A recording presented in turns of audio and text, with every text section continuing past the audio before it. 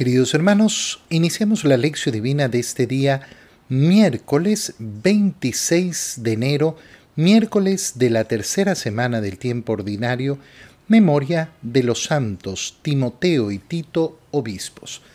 Por la señal de la Santa Cruz de nuestros enemigos, líbranos, Señor Dios nuestro, en el nombre del Padre, y del Hijo, y del Espíritu Santo. Amén. Señor mío y Dios mío, creo firmemente que estás aquí, que me ves, que me oyes.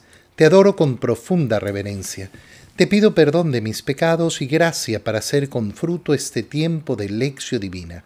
Madre mía Inmaculada, San José, mi Padre y Señor, Ángel de mi guarda, interceded por mí. Continuando el día de hoy, después de haber cortado con la lectura del segundo libro de Samuel por haber celebrado ayer la fiesta de la conversión de San Pablo apóstol, leemos ese segundo libro de Samuel, capítulo 7, versículos 4 al 17. En aquellos días el Señor le habló al profeta Natán y le dijo: Ve y dile a mi siervo David que el Señor le manda decir esto. ¿Piensas que vas a ser tú el que me construya una casa para que yo habite en ella? Desde que saqué a Israel de Egipto hasta el presente, no he tenido casa, sino que he andado en una tienda de campaña por donde quiera que han ido los hijos de Israel. ¿Acaso en todo ese tiempo le pedí a alguno de los jueces, a quienes puse como pastores de mi pueblo Israel, que me construyera una casa de cedro? Di pues a mi siervo David: yo te saqué de los apriscos y de andar tras las ovejas, para que fueras el jefe de mi pueblo Israel. Yo estaré contigo en todo lo que emprendas. Acabaré con tus enemigos y te haré tan famoso como los hombres más famosos de la tierra. Le asignaré un lugar a mi pueblo Israel. Lo plantaré allí para que habite en su propia tierra. Vivirá tranquilo y sus enemigos ya no lo oprimirán más, como lo han venido haciendo desde los tiempos en que establecí jueces para gobernar a mi pueblo, Israel. Y a ti, David, te haré descansar de todos tus enemigos. Además, yo el Señor te hago saber que te daré una dinastía, y cuando tus días se hayan cumplido y descanses para siempre con tus padres, engrandeceré a tu hijo, sangre de tu sangre, y consolidaré su reino. Él me construirá una casa, y yo consolidaré su trono para siempre. Yo seré para él un padre, y él será para mí un hijo. Si hace el mal, yo lo castigaré con vara fuerte y con azotes, pero no le retiraré mi favor, como lo hice con Saúl, a quien quité de tu camino. Tu casa y tu reino permanecerán para siempre ante mí, y tu trono será estable eternamente. Natán comunicó a David todas estas palabras, conforme se las había revelado el Señor. Palabra de Dios. Al continuar entonces con esta lectura del segundo libro de Samuel, es importante que recordemos, en primer lugar, qué es lo que ha ocurrido. David ha sido ungido por el profeta Samuel como el rey que sucederá a Saúl. Saúl, que ha tenido durante un tiempo un profundo odio por David, ha muerto. Y finalmente David ha sido ungido como rey. Y nos ha contado el segundo libro de Samuel que David ha gobernado Israel durante 40 años. ¿Qué ha sucedido entonces? David ha tenido el deseo de construir el templo para el Señor. Porque ha dicho, bueno, yo estoy en un palacio después de haber conquistado Jerusalén, y sin embargo el arca del Señor, que es la presencia viva que ha acompañado a Israel en los 40 años en el desierto y lo sigue acompañando, está en una tienda de campaña. Le voy a construir un lugar de culto, un lugar verdadero, un lugar sólido. Ante este deseo de David es que Dios le habla ahora al profeta Natán. ¿Y qué le dice al profeta Natán? Ve y dile a David lo siguiente: ¿piensas que vas a ser tú el que me construya una casa para que yo habite en ella? ¿Qué le dice en primer lugar a David? Ponte en tu lugar, ponte en tu lugar. Oye, y esto es tan importante para ti y para mí, sabernos colocar en nuestro lugar, saber reconocer quién es Dios, saber reconocer que nosotros no somos el Señor. Puede sonar un poco loco, pero muchas veces lo que hay de fondo en muchos pensamientos y en muchas actitudes que tenemos es eso. Mira que David tiene una buena intención y una intención que podemos catalogar como, bueno, pero qué bonito, le va a construir una casa al Señor. Pero claro, piensa un poquito, ¿tú crees que le vas a construir al Señor una casa? ¿De verdad tú crees que está en tus manos construirle a Dios una casa? Ubícate. Qué bueno es pedirle al Señor que nos ubique, porque eso muestra un corazón verdaderamente humilde. Señor, si yo tengo ideas que se van de lo que deben ser, si yo tengo ideas que se descontrolan, ubícame para que me ponga en mi lugar. Desde que te saqué a Israel de Egipto hasta el presente, no he tenido casa sino que he andado en una tienda de campaña. ¿Y acaso yo le he pedido a alguno de los jueces que yo puse que me construyera una casa de cedro? No, no lo he hecho. ¿Y por qué no lo he hecho? Porque no he querido. Porque no he querido. Si yo hubiera querido que construyan una casa, entonces yo se los hubiera mandado. ¿Qué es lo que deben hacer ustedes? Lo que les manda el Señor. ¿Qué es lo que tienes que hacer tú? ¿Qué es lo que tengo que hacer yo?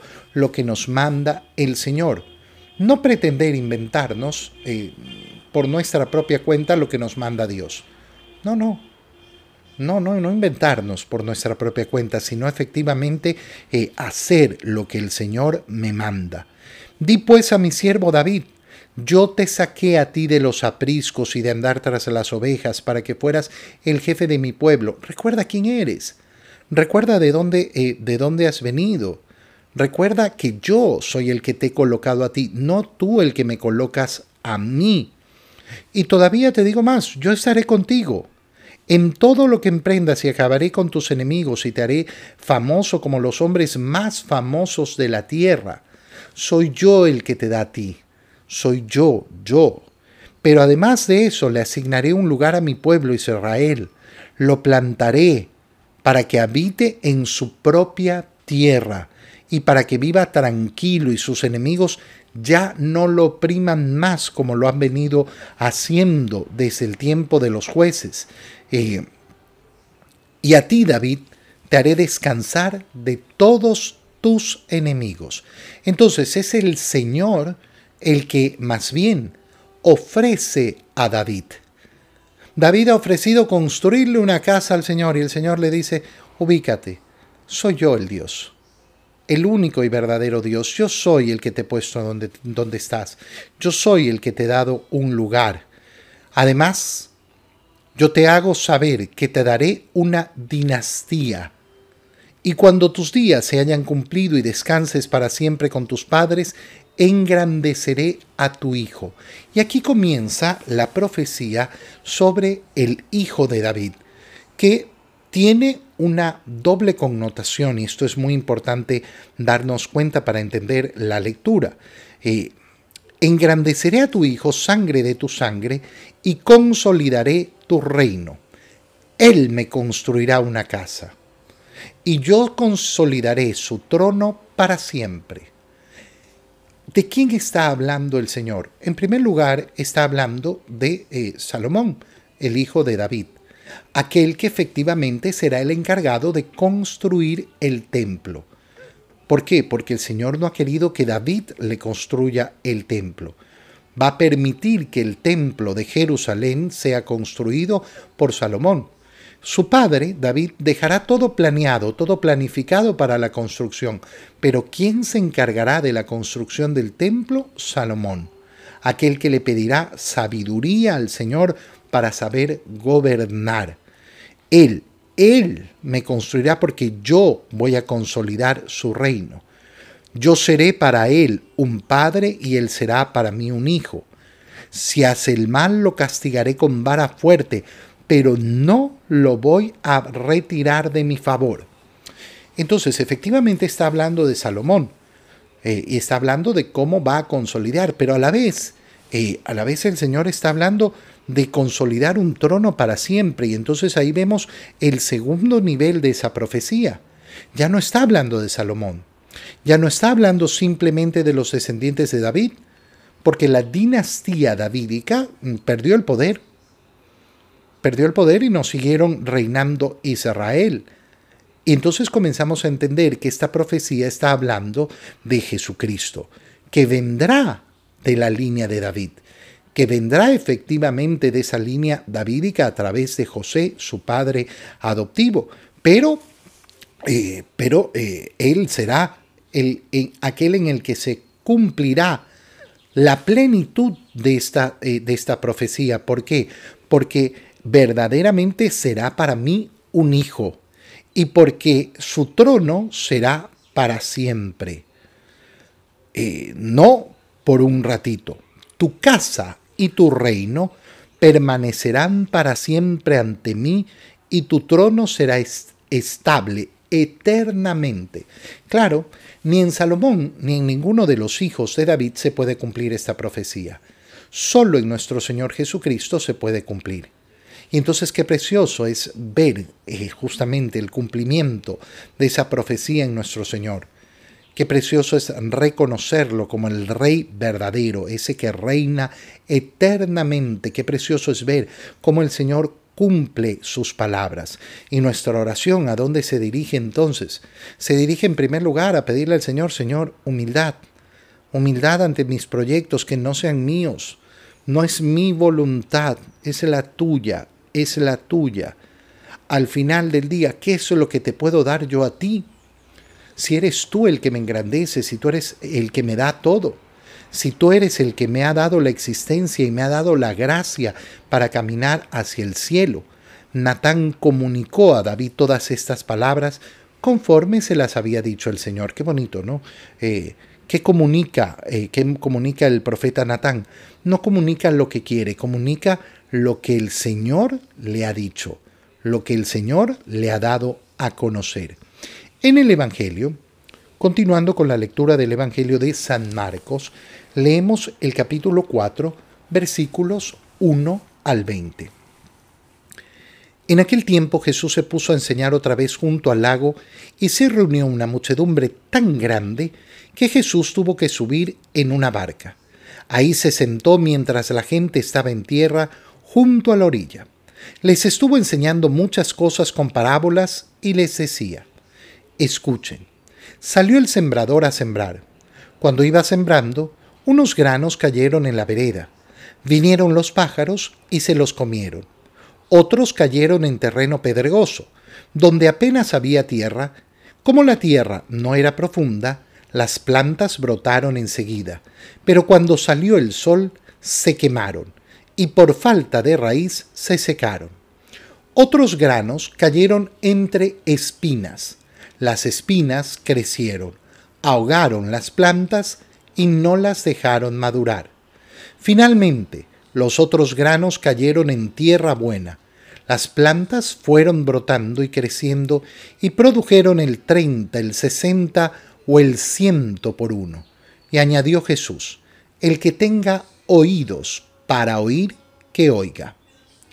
Cuando se quedaron solos sus acompañantes y los 12 le preguntaron: ¿Qué quería decir la parábola? Entonces Jesús les dijo: a ustedes se les ha confiado el secreto del reino de Dios. En cambio, a los que están fuera, todo les queda oscuro. Así, por más que miren, no verán. Por más que oigan, no entenderán, a menos que se arrepientan y sean perdonados. Y les dijo a continuación: si no entienden esta parábola, ¿cómo van a comprender todas las demás? El sembrador siembra la palabra. Los granos de la vereda son aquellos en quienes se siembra la palabra, pero cuando la acaban de escuchar, viene Satanás y se lleva la palabra sembrada en ellos. Los que reciben la semilla en terreno pedregoso son los que al escuchar la palabra, de momento la reciben con alegría, pero no tienen raíces, son inconstantes, y en cuanto surge un problema o una contrariedad por causa de la palabra, se dan por vencidos. Los que reciben la semilla entre espinas son los que escuchan la palabra, pero por las preocupaciones de esta vida, la seducción de las riquezas y el deseo de todo lo demás que los invade, ahogan la palabra y la hacen estéril. Por fin, los que reciben la semilla en tierra buena son aquellos que escuchan la palabra, la aceptan y dan una cosecha, unos de 30, otros de 60 y otros de 100 por uno. Palabra del Señor. No tenemos que explicar el sentido de la parábola del Señor porque el Señor mismo se ha encargado de explicarla. Vamos profundizando ese sentido. En primer lugar, Jesús se puso a enseñar otra vez junto al lago. ¿Qué sucede? Se reúne una muchedumbre tan grande que Jesús tiene que pedir una barca para subirse en ella, sentarse en ella y desde la orilla, desde la barca, trepado en la barca, empezar a enseñar. ¿Cómo enseña el Señor? Con parábolas. ¿Por qué? ¿Por qué la enseñanza del Señor la realiza así a la gente en parábolas? Por dos razones, y dice una de ellas. En primer lugar, lógico, para poder hacer asequible, para poder hacer sencillo el mensaje de la salvación. Pero también porque las parábolas hacen que aquel que no tiene corazón humilde, que aquel que no tiene abierto los ojos verdaderamente en la luz de la fe, no logren entender. ¿Cuál es la parábola que cuenta? La parábola de la semilla. La semilla que es plantada, la semilla que va cayendo. ¿Cuál es la semilla? La semilla es la palabra, la predicación, esa predicación del Evangelio. ¿Y cuál es la primera característica que vemos en esa predicación de la palabra? Que se realiza en todas partes. En todas partes. ¿Dónde hay que lanzar la semilla de la palabra? En todos lados. En todos lados. Cuando nosotros sabemos y somos conscientes de que el Señor nos ha llamado a predicar el Evangelio y esta misión le pertenece a todo bautizado. Todos los bautizados tenemos la misión de predicar la palabra del Señor. Pues bien, tenemos que ser conscientes de qué cosa. Tenemos que ser conscientes de que esa palabra tiene que ser regada por todos lados. ¿Quién es el que va a tener que responder a la palabra? Cada persona. Y esto es precioso porque lo que nos está diciendo el Señor es, miren, ¿de qué depende la efectividad de la siembra? No depende de la semilla, depende de dónde cae. Es decir, ¿de qué depende la efectividad de la predicación de la palabra? De que la persona la coja o no. En otras palabras, ¿qué nos está diciendo? Todo depende de la libertad. De hecho, la clave del cristianismo siempre será la libertad. El Señor no obliga, el Señor invita. Qué difícil es para muchas personas entender esto, porque nos llenamos la boca hablando de la libertad. ¡Ay, la libertad, la libertad, la libertad! Pero al final en nuestras actitudes no queremos libertad, no queremos aceptar la libertad, no queremos aceptar la responsabilidad de la libertad. Y por eso andamos echando la culpa a todo el mundo, por eso andamos justificándonos en todo momento, porque no aceptamos efectivamente los actos libres. El Señor invita, nunca obliga. Cuando iba sembrando, unos granos cayeron en la vereda. Vinieron los pájaros y se los comieron. Y después los discípulos le piden, bueno, y explícanos esta parábola. ¿Y quiénes son los pájaros? Y el Señor lo dice con claridad, Satanás. Satanás. Satanás está buscando en todo momento quitarle efectividad a la predicación de la palabra. ¿Cómo sé yo reconocer esa acción de Satanás? Bueno, mira, yo el domingo pasado justamente predicaba sobre esto en la misa y decía, terminamos las lecturas de la misa. Si yo en ese momento digo, bueno, ¿cuál fue la primera lectura? No me acuerdo. La semilla tirada en la vereda. En la vereda. ¿Y quién vino? Satanás y se la llevó. Me estoy dejando dominar por Satanás. Completamente. Si yo no tengo capacidad ni siquiera de recordar lo que hemos leído hace 3 minutos atrás, entonces estoy en las manos de Satanás. Me está efectivamente oprimiendo. Y tengo que abrir los ojos y darme cuenta. Otros caen en terreno pedregoso donde había poca tierra, y como había poca tierra, esa semilla prendió rapidísimo. ¿Y qué ocurrió? Son aquellos que al escuchar la palabra la reciben con alegría, pero no tienen raíces, son inconstantes, y en cuanto surge un problema o una contrariedad por causa de la palabra, se dan por vencidos. Esto lo podemos relacionar mucho con la afectividad, con la emoción, con el sentimiento, que es una prisión muy grande. Los sentimientos y la afectividad son bellísimos, pero siempre son el condimento, nunca son la comida. Son el condimento en toda nuestra vida. Oye, las grandes fallas que tiene el mundo en su forma de relacionarse con Dios y en su forma de relacionarse entre los seres humanos está justamente aquí. En haber convertido la emoción y los sentimientos en la comida. Cuando eran el condimento, no eran la comida, no eran lo esencial.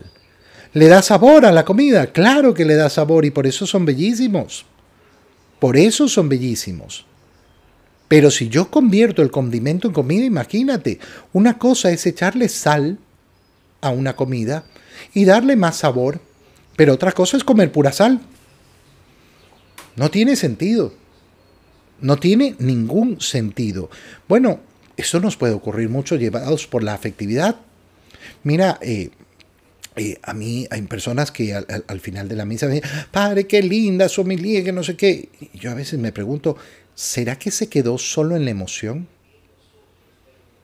¿Será que dice, ¡ay, qué lindo! Lo mismo ocurre con la lección divina. Me encanta su lección divina. Pero ¿será que verdaderamente está escuchando y aprovechando la palabra?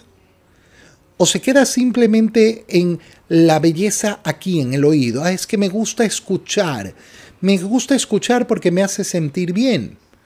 Hay que tener mucho cuidado. A todos nos gusta escuchar. Por eso escuchar un cuento, qué lindo, qué bonito, suena tan bien, suena bonito. Pero puede que sea solo eso. Una experiencia sensorial, una experiencia afectiva, una experiencia emocional, pero que no llega. Me alegro, pero por la inconstancia, porque no hay raíces. Cuando surge un problema o una contrariedad, se dan por vencidos. Los que reciben la semilla entre espinas, a quienes representan, aquellos que escuchan la palabra, pero las preocupaciones de esta vida, la seducción de las riquezas y el deseo de todo lo demás los invade y ahogan la palabra y la hacen estéril. Fíjate cuáles son las características de este tercer suelo. Cae efectivamente la palabra, escuchan la palabra, pero ¿por qué esa palabra no logra crecer, queda ahogada? Por las preocupaciones de esta vida. Pero las preocupaciones de esta vida son lo más importante. No, las preocupaciones de esta vida no son lo más importante. Porque esta vida siempre va a tener preocupaciones. Todos los días voy a tener preocupaciones. Y por eso yo tengo que saber poner orden en mi corazón. Saber ordenar el corazón. Saber que efectivamente, sí, mira, es que estoy preocupado. Sí, mira. Qué bonito es tener como referente en nuestra forma de actuar. Mira, yo me dedico a resolver lo que puedo resolver y saber distinguir aquello que no puedo resolver y aquello que puedo resolver. Porque muchas veces estamos atrapados en tratar de resolver aquello que no podemos resolver. ¿Te acuerdas que en la primera lectura veíamos esa actitud de David y decíamos cómo a veces nos creemos Dios? Bueno, esa es una forma. Nos creemos superiores a Dios. Es que yo estoy tratando de solucionar este problema. Oye, pero ese problema no depende de ti. No depende de ti. Imagínate, por ejemplo, la enfermedad de un ser querido, de un familiar. ¿Puedo yo curarlo? No. Lo más posible es que yo no pueda curarlo. ¿Me tiene que preocupar? Sí, pero tengo que aceptar cuál es el límite de esa preocupación. ¿Cuál es el límite de esa preocupación? ¿Por qué? Porque yo no puedo ir más allá. Yo no puedo hacer que se cure. Yo no puedo sanarlo. Entonces me preocuparé de hacer lo que sí puedo hacer, pero no aquello que no puedo hacer. Las preocupaciones de esta vida. En segundo lugar, la seducción de las riquezas. Ser seducido por las riquezas y por las seducciones de todo lo demás, ser seducido por el mundo. Lo que pasa es que yo lo que busco es paz y tranquilidad en esta vida. Esa es una riqueza, por si acaso. No pienses que las riquezas se refiere solo a lo económico. No, lo que yo atesoro, ¿qué atesoro? Yo atesoro tener paz y no tener ningún problema. Hermano mío, pero si problemas vamos a tener. Entonces yo estoy atesorando el tener paz y tranquilidad y me olvido de la palabra y me olvido de lo esencial de la palabra y todos los otros deseos que ahogan la palabra y las estéril. ¿Dónde es efectiva la palabra? Cuando cae en tierra buena. ¿Y cómo sé yo si la palabra ha caído en tierra buena? Porque da fruto. ¿Cuál es el modo de reconocer si ha caído en tierra buena? Si da fruto. Y qué bonito es el modo en que el Señor lo plantea. En algunos casos da fruto de 30, en otros de 60 y en otros de 100 por uno. Cada uno le recibe la palabra de acuerdo a sus capacidades y el Señor no nos va a pedir sobre nuestras capacidades. El Señor no nos va a pedir sobre talentos que no tenemos. No, nos pide de acuerdo a lo que tenemos. Mira que como el juicio del Señor no es que todos tienen que dar lo mismo, todos tienen que ser igualitos. No, cada uno de acuerdo a sus propias características, a su propia capacidad, a sus propios talentos. Una última cosa que es importante mencionar en esta lectura. Cuando se quedaron solos, los discípulos le preguntan al Señor, junto con algunos, con los 12 y algunos pocos discípulos, ¿qué querría decir la parábola? Y Jesús le dijo, a ustedes se les ha confiado el secreto del reino de Dios. En cambio, a los que están fuera, todo les queda obscuro. Así por más que miren no verán, por más que oigan no entenderán, a menos que se arrepientan y sean perdonados. A ustedes se les ha dado a conocer los misterios o los secretos del reino de Dios. ¿A quiénes? A los 12, a los discípulos. ¿A quién le está hablando en ese momento nuestro Señor? A la iglesia. La iglesia es la custodia de la revelación. Quien custodia la revelación. ¿Qué quiere decir esto? Mira, quiere decir algo muy sencillo. Es que la escritura cada uno la interpreta como quiere. No, nosotros no creemos en la libre interpretación de la escritura. De hecho, nos parece una bobería. ¿Y por qué nos parece una bobería? Porque cada uno puede interpretar lo que le da la gana y entonces el Señor no ha hablado, no ha dado verdad. No, mira, ahí yo les dije, cada uno interprete como quiera. Bueno, lo hemos visto a lo largo de 2000 años. Como uno se lanza y dice, no, lo que pasa es que el Señor quiso decir esto. Y no tiene nada que ver con lo que ha dicho el Señor. Qué importante es tener la humildad de reconocer, no soy yo el llamado a interpretar como me da la gana la Escritura. Yo tengo una madre que se llama Iglesia y ella es la que me enseña a interpretar verdadera y profundamente la Escritura. Aquel que tiene esa humildad, y esto es lo que dice el Señor, por eso vivo en la oscuridad, por más que oigan no entenderán, a menos que hagan ¿qué cosa? A menos que se arrepientan y sean perdonados, a menos que efectivamente con humildad pidan esa misericordia de Dios a través de la iglesia. Es decir, aquel que vive en la humildad de ser hijo de la iglesia, a ese es al que se le abre la luz del entendimiento para entender la palabra de Dios. Eso es lo que tenemos que pedir tú y yo.